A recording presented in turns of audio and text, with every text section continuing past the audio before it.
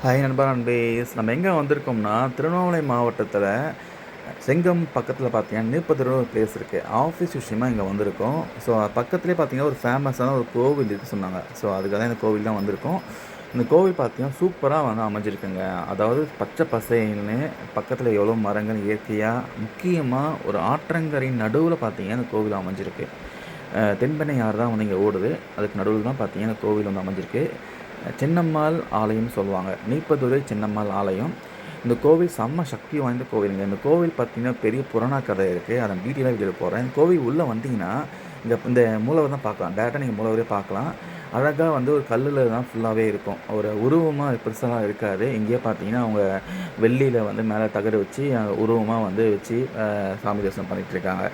இங்கே தான் பார்த்தீங்கன்னா, அம்மன் பார்த்தீங்கன்னா ஜீவசமாதி ஆனதாக சொல்கிறாங்க. ஒரு நம்ம பார்வதி தேவி அம்மன் தான் பார்த்தீங்கன்னா ஜீவசமாதி ஆகியிருக்காங்க. இவங்க பக்தர்கள்லாம் பார்த்தீங்கன்னா மனமுருகி வேண்டிட்டா எல்லாமே நல்லது நடக்கும் சொல்கிறாங்க.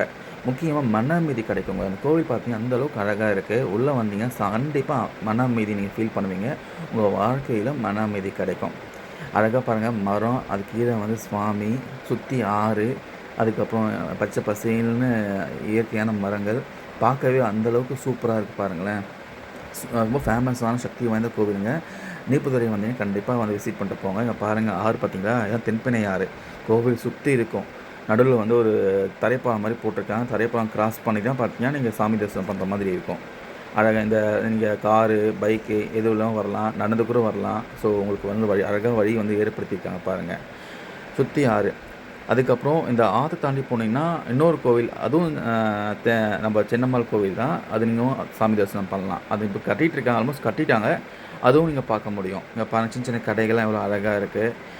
இந்த கோவில் மறக்காமல் வந்து விசிட் பண்ணுங்கள். இந்த பாருங்கள், ஆற்றை தாண்டி அந்த கோவில் தான் இப்போ போக போகிறோம். ஸோ இங்கே இப்போ கட்டிட்டு ஆல்மோஸ்ட் கட்டி முடிச்சிட்டாங்க. அதே சின்னம்மாள் கோவில் தான் அதுவும். அங்கே மூலவர் பார்த்தீங்கன்னா அழகாக வந்து காட்சி கொடுப்பாங்க.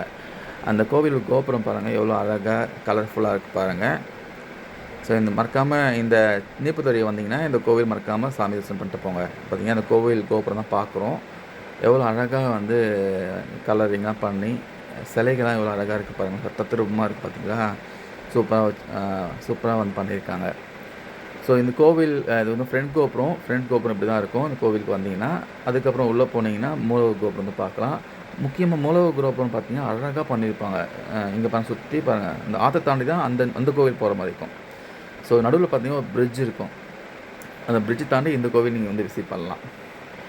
ஸோ இங்கே பார்த்தீங்கன்னா தான் மூலவர் இருக்கிற இடம். மூலவர் சுற்றி அந்த கோபுரத்தில் பார்த்தீங்கன்னா எப்படி பார்த்தீங்கன்னா சிலைகள்லாம் அந்தளவு தத்ரூபமாக சூப்பராக வடிவமைச்சிருக்காங்க பாருங்கள்.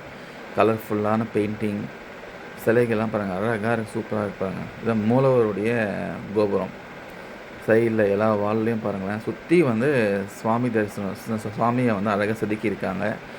பெயிண்டிங் பாருங்கள், அந்தளவுக்கு கலர்ஃபுல்லாக இருக்குது பாருங்களேன். செம்ம கலர்ஃபுல்லாக இருக்குது. சாமி